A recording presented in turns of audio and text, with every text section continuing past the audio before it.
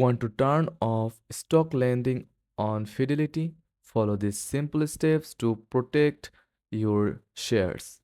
First of all, log into your Fidelity account using your credentials. Go to the Accounts and Trade tab at the top of the page. After that, select Account Features from the drop-down menu. Then click on Borrowing and Lending.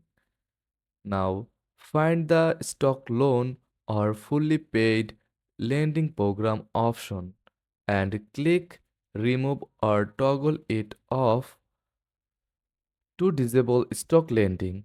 You will receive a confirmation that stock lending has been disabled. Make sure to check back periodically to ensure it remains up. And that's it. You have successfully turned off stock lending on Fidelity. Keep your shares secure.